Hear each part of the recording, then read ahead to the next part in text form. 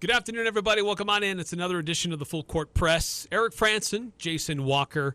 Full disclosure, we're doing this ahead of time. This is not live, so we'd love to interact on the Full Court Press text line, but if you send something in during the show today, you will not get an answer on the air. Not until, sometime next week. Wednesday or something. It just happens that both Jason and I have events taking place that are taking us out of the office at the exact same time, and they just happen to overlap. We did not. This is poor planning on our part, but that's the way it happened. Yeah. And sometimes that does happen. But we figured rather than just turning things over to Fox Sports, we'll at least try to give you some content, some fresh content to finish out the week. Now, there are going to be a few days next week where you just can't pre-record too far in advance because the world changes too fast. So early next week, you're probably going to just have some national programming fill our regular time slot. Yeah, there's only so many evergreen topics we could pick out that would probably still be relevant. I'm just hoping that whatever we're recording doesn't become irrelevant because of stuff like that happens. Yeah, just our luck. As soon as we're gone, somebody makes a trade and changes things up and makes everything that we've prepared totally moot and useless. Yeah, luckily I don't know if they actually can, because we're going to talk a lot of NBA draft and even NHL draft. I don't know if they can actually trade until draft day. I'm pretty sure. Yeah, so that's when the new league year begins. That's true. So that's true. Hopefully in 2 days, everything will still be the same. So the topic for the hour today, since we're going to be together for the next hour, is about both the NBA and the NHL draft. Both leagues recently held their draft lotteries. We know where both Utah clubs will have their selections. Both Utah clubs are going to be or in the lottery. They're both in the top 10.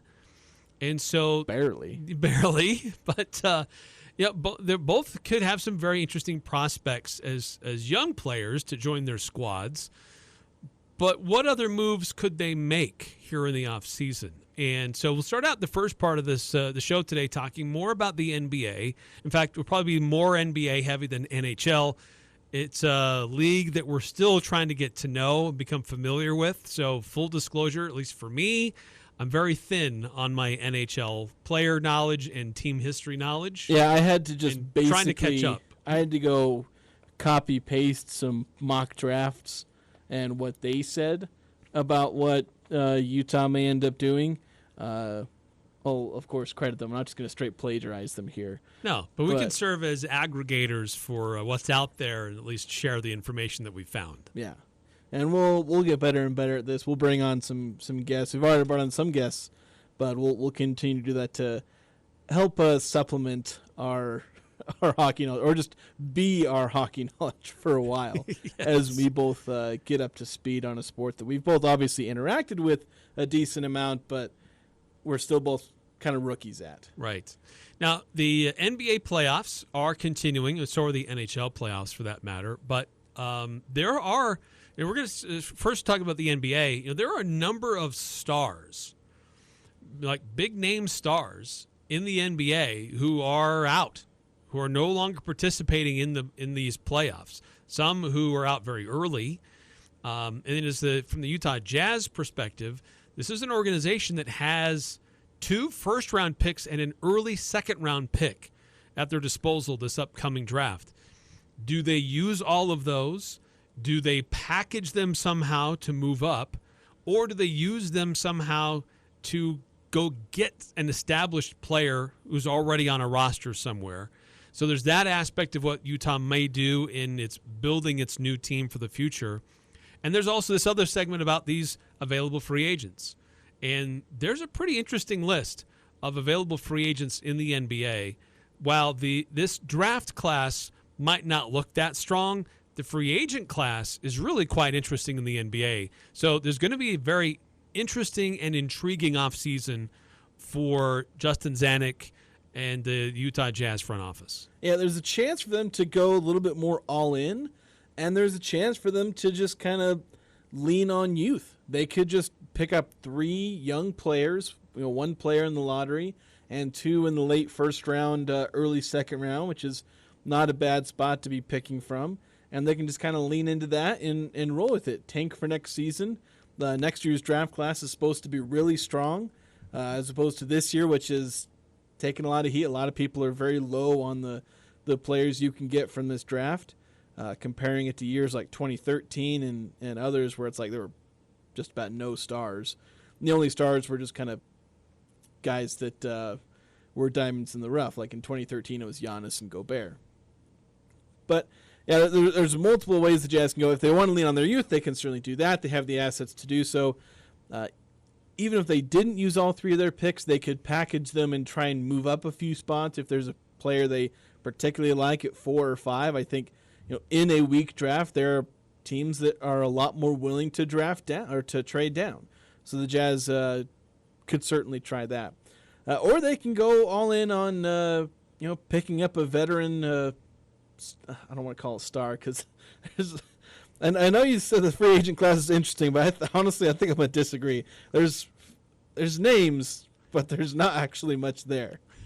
As far as star power, there's perhaps. nothing. There's the names evoke stardom, but they're all like 15, 16-year veterans. But there are some players they could go after, guys they could probably realistically land that are still quality players. And they can try and go all in on making the playoffs next season, maybe trying to not completely bottom out. So there's different directions the Jazz can choose to go. So we're just going to have to see what's on the table.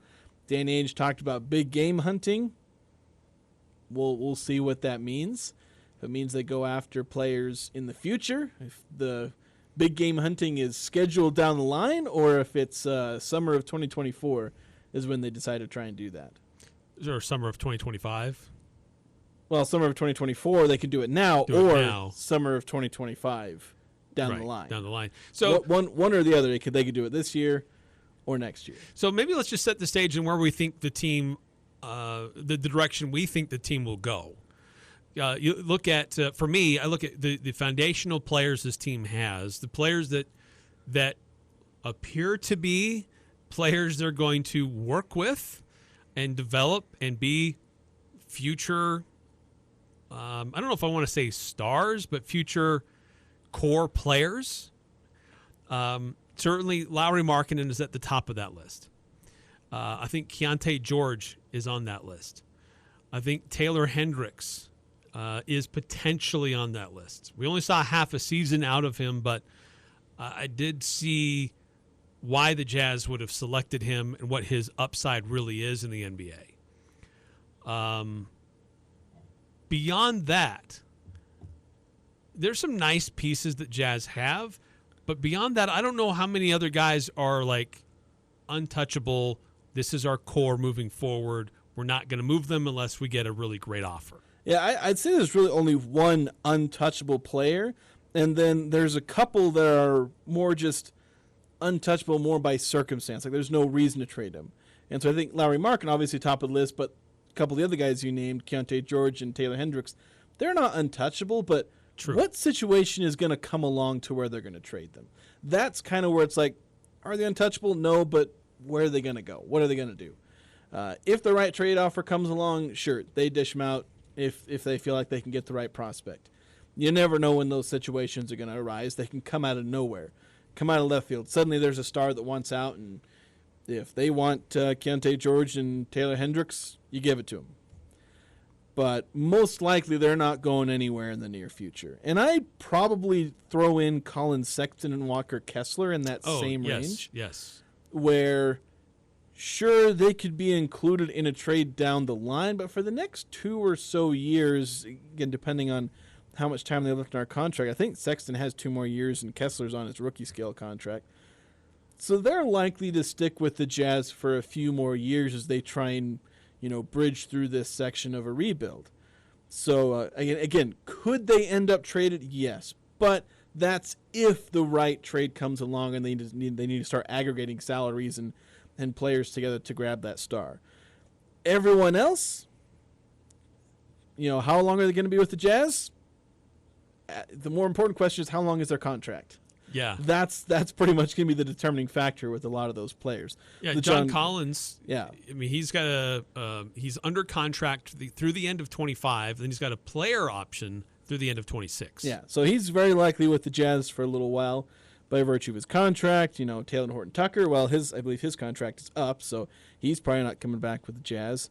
So it's just kind of depends. And with the Jazz potentially adding, 3 more players in the draft, there's guys like Chris Dunn or Yurtseven, or just go down the list of players that could just end up being casualties to a youth movement.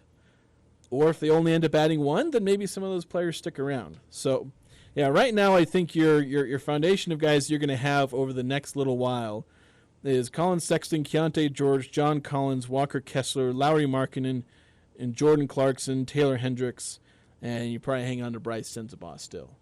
It's like those are the guys that you're likely going to see on this roster for the next 2 or 3 years. Some are going to be in and out depending on trades.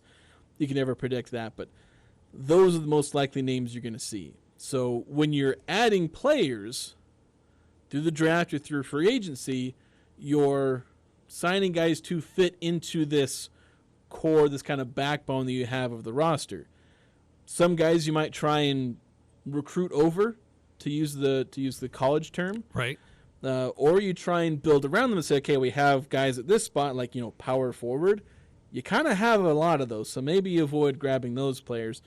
Focus more on wings, maybe a center, depending on how you feel about Walker Kessler, or even point guards, depending on how you feel about Colin Sexton or Keontae George. So that's kind of the framework you're working in, trying to fill in the holes that group of players has. Like shooting guard, small forward, that's a giant hole from that core. Or maybe you try and recruit over Colin Sexton, Keontae George at point guard, or Walker Kessler at center, just depending on what you want to do. Yeah, and I think there's a big question what the Jazz decide to do with Jordan Clarkson. Here's a guy that's a great playmaker. Fans love him. He likes it here. But he's pretty much admitted in this offseason that he enjoys his time here, but he recognizes that his window is closing himself on being a part of a competitive team and being a part of something special. And the Jazz aren't going to be a playoff team, or at least not make a serious run for a few more years still. And they might be able to put a team together that could be a playoff-worthy team next year. That is conceivable. That's possible. But a team that's going to be really legitimately challenging for a top team in the West, that's still a couple years away. And does Jordan Clarkson want to stick around and wait that long? That's what I don't know. And he still has some value right now that some teams would want a guy like that, and they might be able to use that to go find a higher profile player that they could use to fill their roster. Well, it becomes a lot more valuable because his cap hit is basically cut in half. Like his over the next 2 seasons, because his contract, a little rare in that it was front loaded. He got, I think it was this last year he was on a player option for $23 million. He goes down to $14 million on average over the next 2 years. Very attractive. So a guy who at volume minutes is still capable of averaging 20 points per game, in a 6-man role that probably gets bumped down to 14 or 15. That's incredibly valuable to teams that are looking to bolster their championship roster. So I would suspect that in this summer there's going to be a lot of trade rumors, and there are going to be hot trade rumors. If he's not traded by the deadline, those rumors are going to be red hot. Like, which team wants Jordan Clarkson? Which team is going to be bidding the most? I don't know if he's going to be like super valuable in the sense that he's going to bring in like first or multiple first-round picks. He's not that valuable, but there's definitely going to be a bit of a bidding war for desperate teams trying to find, trying to get Clarkson. Get a hired gun. Yeah, to bolster their bench scoring. Like teams that are like, hey, we don't have depth. We don't have depth at the wing. Clarkson is the easiest potential fix for a lot of teams. I think the Jazz will, I think they'll try and do well by him to pick the best team. A combination of best offer and best team. Right. The Jazz aren't going to send him to Washington. Yeah. Just to watch him die. That would be cruel. That would be bad. Washington is right now though is like the place for washed up people who just score. Like, that's the only thing they can do. Like Jordan Poole, Kyle Kuzma. I mean, Brandon Beal was like the king of that for years there in Washington. That's true. But that would be kind of mean to send Jordan Clarkson there because he does have that ability to score and be efficient. Jazz should send Taylor Horton-Tucker to Washington. He'd be Well, perfect he's got there. an expiring contract. I know, so the Jazz can't really the Jazz can't control where he's going to go. But I doubt they re-sign him. DHT should just go to Washington because that's where he belongs. Quite frankly, with guys, just assemble that all team. Jordan Poole, Kyle, is Kuzma still in Washington? I think so. That's the last place I knew where he was. Maybe he moved, but throw him in there, and I don't know. You can probably find another player that archetype's just like this completely. Lacking any kind of self-conscious as far as their scoring Only ability. looking out for number one. Yeah, basically. A bunch of guys who want to wear number one. Heck, some of those guys do wear number one. But, I mean, that kind of segues into another segment here. Just looking at the Jazz roster, Horton Tucker's salary is coming off the books. Kyra Lewis, he was making $5.7 million. Horton Tucker was making $11 million. Chris Dunn, about $2.5 million. Though he's somebody that I might consider. He's pretty cheap to keep. Yeah, they could potentially keep him around. It just depends if they end up like bringing in a point guard in free agency or a point guard through the draft. Right. I like Dunn's defensive mentality. I think he raises the level while he's on the court, and I think that's somebody good for younger players to watch. Yeah, there's a bunch of good reasons to keep him on. And to be honest, he's probably better than most other options that you're going to get as far as who you're bringing in to fill that role of being like the third or fourth point guard on the team. You're not really going to find anybody better than him unless you're taking a swing on a prospect. Yeah. But Otto Porter Jr.'s money comes off the books. Yeah. So Kevin Knox, who never really played here, just under $2 million. I completely forgot that Kevin Knox was part of one of the trades. Like, Yes, you said Kevin Knox, I was like, wait a minute, when did that happen? I was like, oh yeah, he was part of which trade was it again? Did he come out of Toronto? I can't remember. Well, who did the Jazz deal with Toronto? I don't remember where Knox came from. Was he Detroit? I think it was Detroit. I can't remember. I'm going to have to look this up real quick. Anyway, the bottom line here, the point is, the Jazz have a significant amount of money coming off the books. Yeah, it was Detroit, by the way. And they've got a lot of cap room to play with for free agency. They have significant players they could use to trade. So the Jazz are really in a very strong position to remake their roster and go after some experienced players or young players with a lot of upside that maybe are undervalued in other markets, and pair them with somebody who's already made an all-star game, a young playmaker, a young stretch four who is also a rim protector. So you got a great rim protector already, Walker Kessler. So there's some pretty strong foundational pieces that the Jazz have been working on and could be an attractive home for some free agents to want to come and be a part of an exciting rebuild. I think the problem is you're not really going to be – there's not a whole lot of realistic options in the free agent market. Are there good free agents in this market? Yeah. OG Anunoby, I can't ever say his name. Anunoby. Gary Trent is an interesting player. And these are guys that are in their mid-20s. Maybe if you still believe in Markelle Fultz. But a lot of these guys are like 30-plus-year-old guys. If you really wanted to go after a Tobias Harris, maybe swing for the fences on Pascal Siakam, maybe look for the Gordon Hayward reunion. If you still believe in him at age 34. And he's not doing anything for Oklahoma City. Not going to do anything for Utah. So there's some guys, but most of the players that you feel like, okay, this is maybe a player that has upside. Well, a lot of those guys tend to be restricted free agents, and they're hard to peel away from the franchise they're with. So I don't know if the Jazz are really going to add quality players like upper end of the rotation type players through free agency. That tends not to happen unless you're a team that has cap space and is an attractive destination through either being a big market or, often more importantly, you look like you have a lot of prospects for winning. Like if the Jazz were a team that like looked like they were a piece away, they were making it deep in the playoffs, yeah, Anunoby would be a fantastic go after. Go try and overpay for him, get him out of New York there, or even Gary Trent. Like those are guys you could go after. But unless those guys are all about the money, I don't know if they're necessarily coming to Utah. So I don't know. Like the Jazz, theoretically, on paper, can go after whatever free agent they want. But it's a two-way agreement. Yeah, but like not only do I not think they can really get anybody that's worth spending that money on, like none of these guys are going to change the game for you. Like Anunoby, okay, he's like at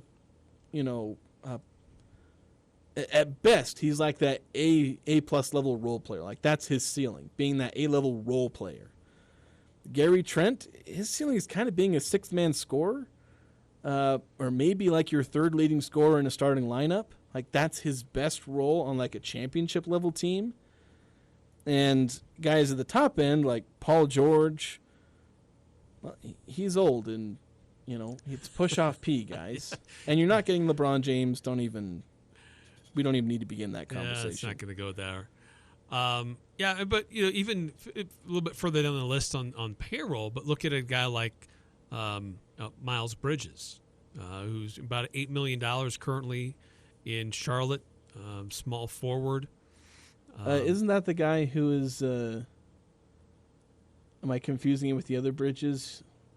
But isn't that the one who beat his wife or girlfriend?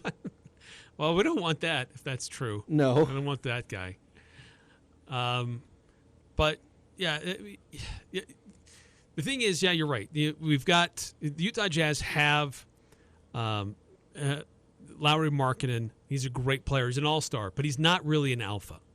He's not an alpha player. He's a great Robin. But Utah is in search of a Batman. Is Keontae George a future guy that can do that? No. There's nobody on this roster that is a future. I don't think so. I think we see a great cast, but I don't think we see the A-lister yet. Yeah, and if there are maybe guys you can find that might be a diamond in the rough, maybe you like a Malik Monk, or there's a lot of times there are guys you can find that are diamonds in the rough, either in free agency. They don't have to be like a 23-year-old, young, tons of potential. They can be 26, 27, especially because that's where a lot of these guys will end up hitting free agency. Where, yeah, he's 20 years old. Maybe you have to have him on the roster for 5 years. But, hey, that happens. I mean, the Jazz picked up Joe Ingles at like 27 years old. So this free agency class, I think it's overblown, the fact that the Jazz have a lot of cap space, because what are they going to do with it? They're going to have to spend it to some degree, but the thing is, just spend it wisely. Don't get yourself locked down into long-term contracts. Find the best players you can, but in the end, I think there's no path forward for the Jazz to be immediately contending, so they just need to bide their time, spend the money wisely, don't get locked down, and just keep trying to find something either through the draft or fall backwards into a trade for a superstar. Yeah, certainly the position need is still that shooting guard, small forward. If that's what they can address in free agency or in trades, besides what they're going to do in the draft, those are, at least in my mind, the biggest areas of need for this team moving forward. Yeah, and if you want, you can find some of these guys in free agency, build up their value, and flip them. Why not? That's what they've done the last few years. That's what they've been doing with a bunch of these guys. So, find decent free agents. Maybe you flip them, maybe you don't. An undervalued veteran. Yeah. Guys need to play minutes, and a lot of the guys you're drafting in this year's class, they're not going to be ready necessarily. They might be, they might not be. So have guys to plug and play if you need them, and they have enough money to throw around to have just that. Right, because 24-25 could still be a bridge year. Yep. I mean, we've gone through 2 years like this. There might still be one more. We'll have to see. Coming up on the other side, we will keep talking NBA, but the Utah Jazz draft prospects. There's several mock drafts that are out there, and who might the Jazz select with their 3 available picks in the upcoming draft? how might they fit some of the needs this Utah Jazz squad is in need of and in searching for this upcoming season? We'll discuss next on the Full Court Press. It is springtime. That means it's time to get the lawnmower, the four-wheeler, the side-by-side, the motorcycles all fired up. Make sure you go check out your Napa Auto Parts store for spark plugs, air filters, oil batteries. Not oil batteries, oil, batteries. Dude, I read it like that every single time. Car wash supplies, and a whole lot more. It's at Napa Auto Parts. There's 5 different stores between Preston and Providence in the Cache Valley. Go check it out, Napa Auto Parts. Yes, I love this spring weather. 76-degree high, 50-degree low, and the 1% chance of precipitation that I see outside the window right now on a Thursday. Yes, not actually here in studio as we speak. I am 2 time zones away, I'm pretty sure. I am as well. Both going to the Eastern. Is Kentucky in the Eastern time zone or just barely in Central? Ooh, that's a good question. I'm like right on the edge. I'm not sure. I am in upstate New York. Yeah, I'm right now. Going to be down as in you're hearing Kentucky. This. I'll probably be finishing up watching second round of the PGA Championships. Nice, very nice. But we are talking about the NBA and the Utah Jazz. We'll also get into the NHL here soon with the Utah hockey team yet to be named. But by the way, you still have a week, I guess, to vote if you haven't yet. Pretty much. Team name. But the NBA draft lottery happened recently. The NHL draft lottery also took place recently. But it has us wondering, now we know that the Jazz are going to be selecting 10th overall. Still not happy about that. I really don't care. Just it wasn't that great of a draft, so That's true. A few places up isn't going to make that big of a difference. But I was more mad when I learned that a lot of the guys I like in the 8 to 12 range are all like 7 or 8, and they're not likely to fall. The Jazz may miss on a couple of my favorite prospects because they're going to get picked at 7, 8, and 9. to go right before. And I will be mad about that forever. Well, the Jazz have 3 picks in the upcoming draft, number 10, number 29, and number 32. So it's 2 first rounds and an early second round. Yeah. And I wouldn't be surprised if they use the 29-32 to move up into the late teens if they really like a prospect. Again, it's kind of iffy because this is universally considered a not very good draft. But when you really like a prospect, you might really like a prospect, and you might go after them. If the Jazz think they're going to get their guy at 29, they'll stand pat. I mean, when they really liked Jared Butler, they traded back from 29 or 30, whatever pick they were, all the way to like 35 or 40 or whatever it was, where they ended up picking Jared Butler. Of course, that didn't work out, but they could package those to move up because I think teams would be more likely to move down if, again, not a very good draft, so they don't like some of the prospects. So they just trade down, get a couple swings at guys at the, late 20s, early 30s, where you can still find diamonds in the rough if you like those prospects. Yeah. So, following up from our last segment, kind of piggybacking off of that, just, what their needs are, what they might be searching for, but is this team in a position where they're going to draft for need or just draft for best available player? And generally the concept is you draft the best available player on the board, and you if there is a need, that's your sweet spot. But some teams, I guess it depends. If you're an established team, do you really need that player that's going to come in right away and crowd one of your other veterans? Or if you're a young team, does it really matter anyway? Because you got a bunch of young guys all trying to figure things out. So I think the Jazz, while they do have some positional needs, they're still young enough and not really in the hunt, really, for the overall deep run for the playoffs type of mentality that you just go find who's the best available player at that particular spot in the lottery. Yeah, and whenever you're in a rebuild, you just go after best player available. You just got to do it. There's no draft this guy because he fits. Because how many times have you seen teams go for that strategy where they draft the need over best player available, and then they're kicking themselves 2 or 3 years down the road because they passed on a superstar in some cases. You see that happen at the top end of the draft, and you can see it happen in the lottery as well. My favorite prospects do tend to be ones that fit with the Jazz as far as need, but when you look at, especially like number 10, where that's where you're swinging for the fences in a lot of cases, where that's like where you feel like you can maybe get a star player, at least you're a lot more likely to. At that spot in the draft, you're kind of getting the best of both worlds, where most of the prospects in that range, best available player also fits your need. It's a lot of shooting guards, point guards. The top end of the draft has a bunch of power forwards and centers. Yeah. But once you get past those top few spots, you're getting a bunch of wings, shooting guards, some point guards if you're really feeling it like you want to pick that. So point guard may not be the best fit per se, but if that's the best player on your board, you take the point guard and you roll with it. But a lot of the players that I like that could be available at 10, they might have to fall 1 or 2 spots. And in a draft like this where there's nobody really likes anybody, you may end up seeing some guys fall, or you may end up seeing some guys, there be a bit of a reach. Maybe somebody at 4 takes the player you were expecting to go at 11, because it's going to be a very unpredictable draft. For instance, I don't know if we have a consensus number 1. We might kind of, but we'll have to see. But yeah, I think some of the players I like the most are shooting guards, although one person in my top 3 for this spot number 10 is more of a point guard. Well, let's go through let's start with number 10.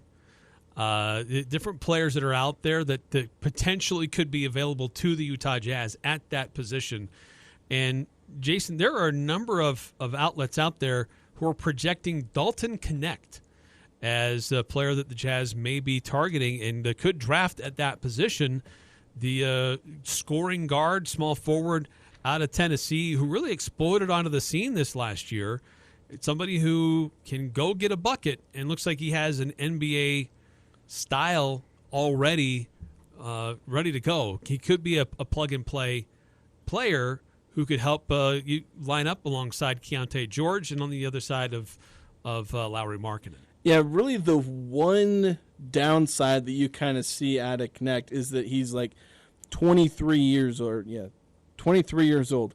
He is older than Keontae, older than Walker Kessler, older than Taylor Hendricks. He's only 5 months younger than Taylor Horton Tucker, who the Jazz are casting off as, oh, well, he is who he is. Like, you have a guy who's pretty old. But the thing is, everything else you kind of like. He's got NBA athleticism. He can play above the rim from that wing position. He's got great, percentages. This is a guy who, at 21 points per game, high volume scoring at the college level, at the SEC level. Yeah. 46% overall, hair under 40% from 3, and a little under 80% on free throws. So this is a great shooter, volume shooter, but a guy who can also go out and get his shot, be a 3-level scorer. This is the guy that you would try and just plug and play him at shooting guard. If Jordan Clarkson is still around, maybe you start him as the 6th man, come in for Jordan Clarkson or something to that effect, or maybe even play him at small forward. You can play around with that however you want to do it.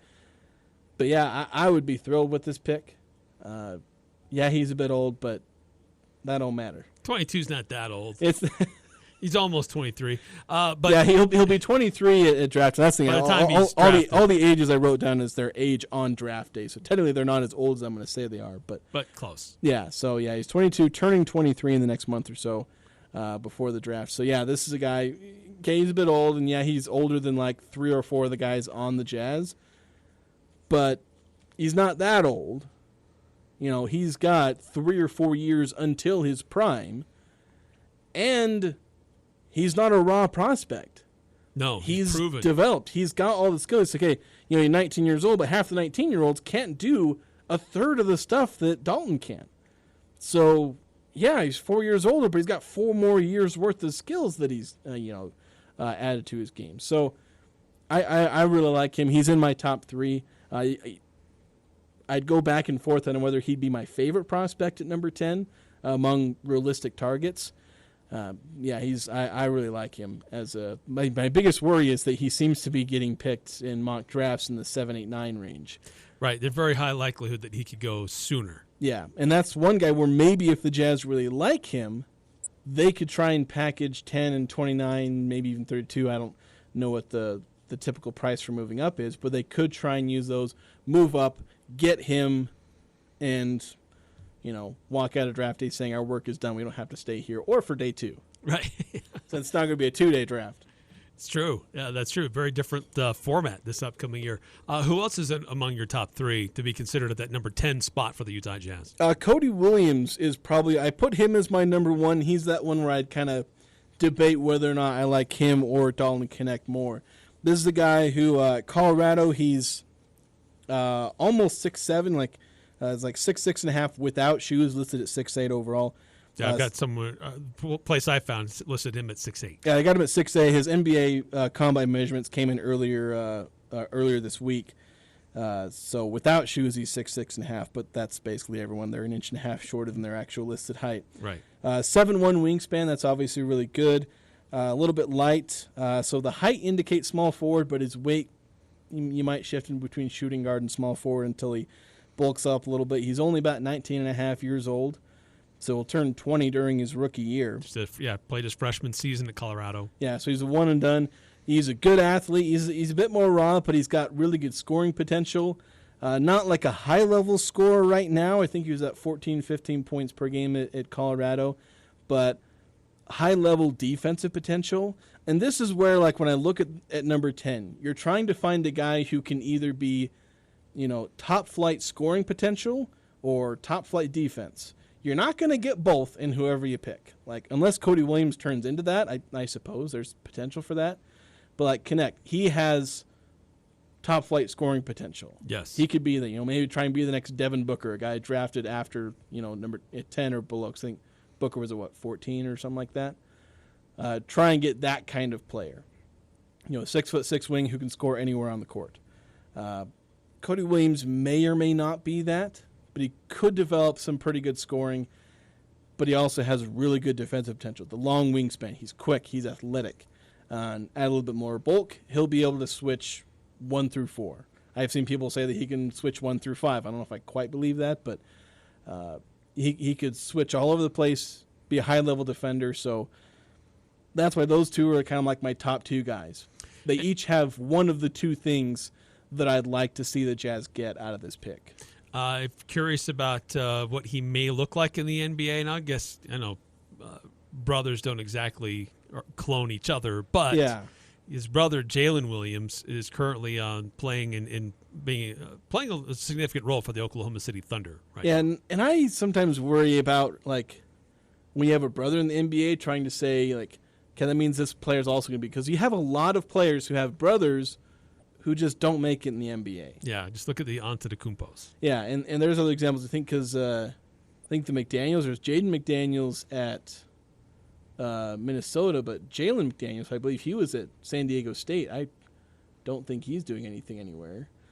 So there's examples of there's some that do fine. There's the Gasol brothers. Yeah, Holiday, Lopez. There are examples of guys of Gasols. players. Yeah, I mentioned the Gasols, Lopez, and all those.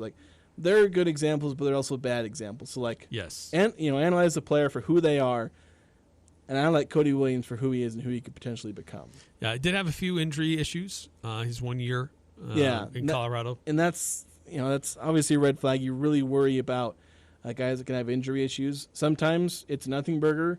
Other times it follows them their entire career and you can never get anything out of them.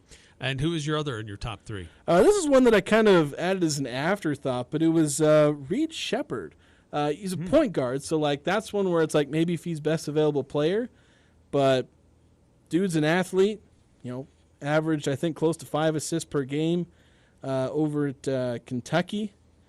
Decent score, fantastic shooting percentages. This dude shot, at 4.5 3-point attempts per game, shot 52% from 3.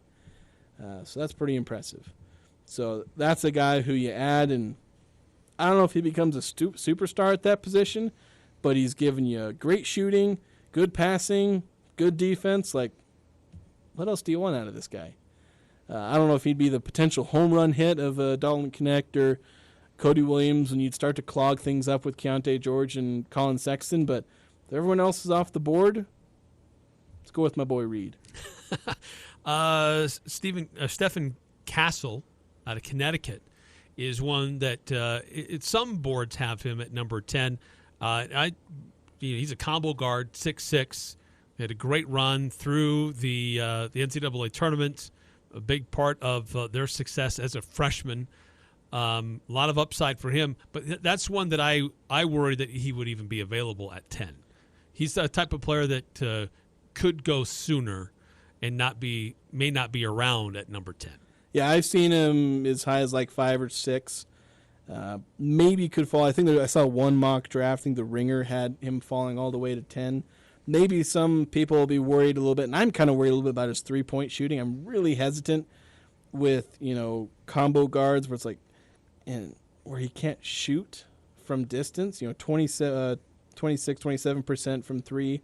It's a 75% free throw shooter, so there's maybe a chance for him to turn that around, but I do worry about guys who don't have like high-level prospects who struggle shooting, because it can take years for guys to properly turn that around, and they don't always do it. A lot of times they just don't. I think he would bring that defensive presence alongside Keontae George, let Keontae be the playmaker, but you have to be able to contribute something offensively to still have value on the court. Yeah. I think he would definitely heighten the floor defensively of the team while he's on the floor, on the court, I should say, but he doesn't raise the ceiling with his shooting. Yeah, he doesn't. Now, if he has, elite level defense, again, if he's able to provide that, I didn't scout Stephon Castle because he was a little outside the range that I was looking at. But if he brings that, then you can live with that. There are guys who are high-level defenders that struggle to contribute offensively, and that's just the trade-off. Because sometimes you got the 3-point shooters who don't contribute anything defensively. You can have the flip side of that. A couple other players out there on some mock drafts that some analysts are predicting that could end up in a Jazz uniform. ESPN's Jonathan Giovanni is predicting Ron Holland, a guard out of G League Ignite. Yeah, this dude is very bouncy wing. I recoiled when I saw his shooting percentages, but, give him a chance. At one point, he was considered as a top 3 type guy. Yeah, like that was one of the things I saw when I think that was what Gavoni said. Yeah, was he was once potentially one of the top players in the draft, but sometimes I worry about these kind of players where I call him a Minnesota wing because Minnesota drafted a couple of guys like this where like the whole thing is they're super athletic, but you worry about what they're actually going to bring to the table. Now, mind you, Holland averaged 19.5 points on 46% shooting, which is nice, but 24% from 3, 72 free throw percentage, not great advanced metrics. And the big thing is he's young, and he's athletic, and he's long. You love the potential of these guys, but you worry if they're actually going to capitalize on that potential. Right, if the Jazz want to invest time in them to develop them, or do they need help now? Yeah, which they got time, so if they believe he's going to work, then he can work. Another player, this is from The Athletic. Sam Vecini is projecting Rob Dillingham, a 6'3 guard out of Kentucky, somebody who scored, a scorer, and a point guard, but maybe more of a come-off-the-bench type of player in the NBA. Yeah, maybe. He didn't play a ton of minutes. Like, he averaged 23 minutes a game at Kentucky. So, like, his per 36 minutes, per 40-minute stats are actually spectacular. Like, per 36 minutes, 23.6 assists. And a dude who shot 45% from 3 on fairly high volume, especially fairly high volume given the number of minutes he played. Again, per 36 minutes, 7 attempts per game, per 36 minutes. So he's got a lot of the offensive measurables as far as his stats and shooting percentages. It's possible. If he's the best player on the board, like I said, point guard is not the first choice, but if the Jazz really like one of these point guards, Dillingham or Shepard, then go for it. Another point guard that could be available, of course, this is according to CBS Sports, USC point guard Isaiah Collier, 6'5" freshman, and they describe him as a downhill point of attack presence at the point. Kind of a Colin Sexton mold, but bigger than Colin Sexton. Yeah, that's the thing is when you're a 6'4", 6'5", I haven't seen his official combine measurements. I don't know whether he's truly 6'4", 6'5", but that's big enough to play shooting guard if you really wanted him to. You could fit him next to a Colin Sexton, but have him be the playmaker. Like you could actually do that where you say, okay, Colin, we're going to have you on the floor. You'll defend the opposing team's point guard, but you're going to function like a shooting guard. That's kind of the advantage these taller playmakers can have is it allows you a little more versatility with your lineups, and you aren't hamstrung by having a 6'1" combo guard on the floor. And Collier can be that. He's a guy who's clearly been a playmaker. He's clearly got some athletic potential. Shooting numbers aren't fantastic, but they're not terrible. So there's something you can work with there. So he's a guy that intrigues me. I think I'd probably go with him, even though I think Reed Shepard and the other guy from Ron, I suddenly forgot his name. Dillingham? Ron Dillingham. I know they're listed above Collier, at least in some of the mock drafts I've seen. I almost prefer Isaiah Collier for a couple of reasons. It'd be tricky. I do really like Reed Shepard, but the size there that Isaiah has, there's real value in that. A couple more quickly before we have to switch gears to NHL here quick just to wrap this up. But the Sporting News has Matas Buzelis, a guard out of the G League. Excuse me, he's a forward out of G League Ignite, 6'10" forward. He's only 19 years old. Somebody very much in the mold of Lowry Markkanen, kind of like Taylor Hendricks. Do you need a third guy that plays the same position? You have to be really far down your draft board to take a power forward. Like, if that is truly by far the best player available, I guess, but I really hope the Jazz aren't in that situation. Right, you already have Collins as well. So, and then finally, Tankathon has put together their mock draft, and they have Jacoby Walker, shooting guard out of Baylor, 6'5", freshman. I don't need another Baylor guard. I mean, Keontae's done all right, but so those are some of the players that we found in different mock drafts, and we've only talked about the number 10 pick. We haven't even talked about the late first rounder or even the second round pick. To be honest, though, that's just such a crapshoot. Yeah, there's so many variables by then. Like, I've looked at 4 or 5 guys, but there's going to be 10, 15 guys the Jazz can end up drafting there. It's so hard to predict who's going to be in that range. For the Utah hockey team, in our final 2 minutes here, it won't give us justice to really get into this, but there are a number of outlets that are suggesting Zeev Buyum from the University of Denver. Yeah, the overall thing you need to know, this is the number one thing that I gathered, is that the hockey team needs a defenseman. Yes. And there are 3 there's 2 I've seen picked to them, but there's 3 that are in that range. Zane Perek, Sam Dickinson, and Zeev Buyum. Those are the 3 I saw. Yeah, they seem to consistently come up. Yeah, I saw Perek. ESPN had Utah drafting him, so it's defense. The hockey club seems. I keep wanting to say Jazz. This is why they need a team name. Otherwise, I'm going to keep calling them the Jazz in my head. But they have a lot of decent prospects at forward. They actually had an all-rookie player as one of their forwards, and so they did draft a defenseman last year, but they need to keep adding to that. Again, that's.